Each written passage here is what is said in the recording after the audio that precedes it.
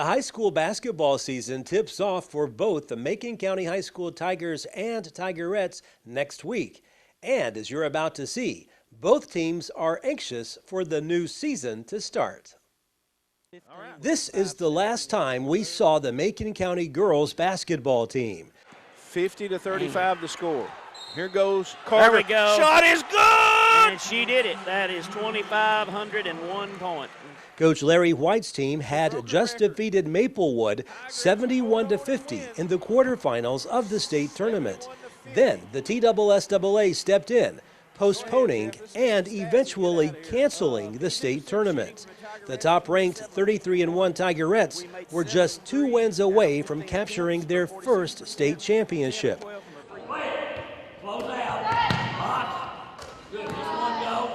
Four seniors are gone from that team, as this year's squad gets ready for another tough schedule with hopes of making it back to Murfreesboro for a 5th straight year. We won't be satisfied unless we get back to Murfreesboro and to the state tournament. And I think that and believe that we have a team that is very, very capable of doing that. Our schedule this year is even tougher than it has been before, especially for the girls. We are going to, of course, we're playing some of the top teams on our schedule is Upperman, of course, Clark Range, Westmoreland. Those are teams, DeKalb County. Those are teams that are going to be really good, I feel like. And we're also playing in a classic down in Tullahoma. And I know we're playing Lebanon and Page, and we were playing Riverdale, but I understand they've dropped out. And at Christmas, we're going to Greenville, Tennessee, to play in one of the top girl basketball tournaments in the Southeast. We want our kids to get better. Ever since I've been here, the number one thing, we've upgraded our schedule every year. We played better people every time.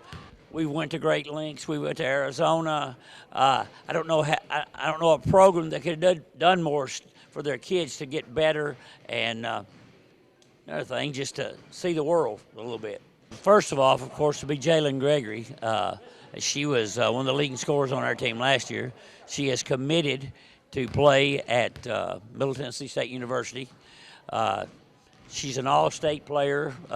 Last 2 years she's been all-state from a sophomore and junior year. She's one of the, in AA, she would be one of the top 5 guards in the state of Tennessee. And she's well-tested, battle-tested. And then her running mate, Abby Shoulders, I couldn't say enough about her. She is the one who, in my opinion, is the Energizer Bunny and makes us go on defense especially. She's looked really, really good in fall practice here. She has. She'll have a lot bigger role as far as us because she might have more opportunity to score. You know, we had a lot of good players last year, and sometimes the ball wasn't enough to get around everybody. But Saranda Woodson yesterday actually visited Trevecca. She got offered down there to play basketball. And of course, we have Keely Carter there now. She did not commit to them. She has other visits. Emily Ashburn, the last of the Ashburn family, is a really, really smart player. Emily only has one drawback. She thinks every play should be perfect, and she can't make a mistake. And I've tried it lately. I really talked to her about that. Things are going to go on if you do make a mistake. Then we have Taylor Ward, of course, who did not play last year, but has come back to play with the team. And we just hope that she's anywhere near to what she was. She has good size. She can shoot the 3. She can post. She's really good on the high post, on high-low. Woodson will be playing inside for us, but she'll step out too. One inside player that is just a strictly inside player is Allie Thompson. I believe Allie's probably grown an inch to inch and a half. She's close to 6 foot. She's looked really, really good since basketball practice started. Really a surprise to me. I was concerned because we didn't get to do much in the summertime. And but now she is. And then we have another senior, Gracie Scott, who has been here with us the whole time. She will be excellent to step in. She can play She can play point, she can play wing, and she could start at wing for that matter on what is going off. Those are our top 7 players, I would think. I've told many people, and I've done in many interviews, when I go in the dressing room right before we come for final instructions, when I walk through that door, if there's just not a little bit of a queasy in my stomach or a funny type feeling that I would have, it'd be time for me to quit. I still had that all the time last year, and I'm really I'm enjoyed practicing here great. Of course, the thing that we're really concerned about is COVID. What's it going to do? But yes, as far as the drive, and I still have it just as much as I did when I was 25. I might not be as strong, and my hair is probably a little grayer, but I still love to coach. Don't cut, go he catches it. On the boys' side, second-year head coach Adam Bandy thinks he learned a lot about being a head coach in his first season. He thinks that knowledge learned will help him greatly in year number 2.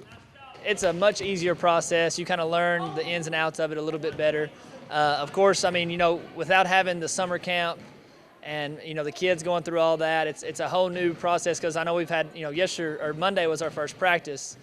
And in reality, it's really our first real practice I've had with about 12 of these kids, because with COVID and the summer practice stuff, you didn't really get to have a real practice. You did some drills here and there, but it wasn't much. So still playing that by ear, but this year it's a lot smoother. The kids kind of understand an expectation a little bit better, especially the ones that I've had before. They know what I expect and the effort that I expect, and that's made things going from one drill to another and trying to run a different offense here and there. It's much easier because they know what I want. I have 5 that are in football. Brady Brooks, Noah Hale, Raleigh Ritchie, Caleb Eskew, and Logan Bandy. And so we have a full team. We have 20 players this year, which is way more than I had last year, which I know going into it, I was like, I want to make sure I have plenty of people. I want to be able to have, a lot of ins and outs in practice where I can sub people in and out, and I can keep the aggression levels high and not have that drop off like we had sometimes last year. But yeah, I have those guys over at football, and I hope they keep winning, and they've done a great job this year. I've been super proud of all those guys over in football this year. They've done an amazing job. I think overall as a team, we will be much better. Losing Lake was a huge hit as far as that, but that was our only senior we lost, and then we had a couple of kids that decided not to be with us this year. But overall, our team morale and the togetherness of our team is much better than I think it has been in the past year or so, and everybody's working super hard. They're excited. They have fun when they're here, and that's key as far as their excitement levels and their work ethic. Both the Tigers and Tigerettes tip off the new season on November 17th at home against Clark Range. Reporting from Lafayette, Barry Hyatt, NCTV.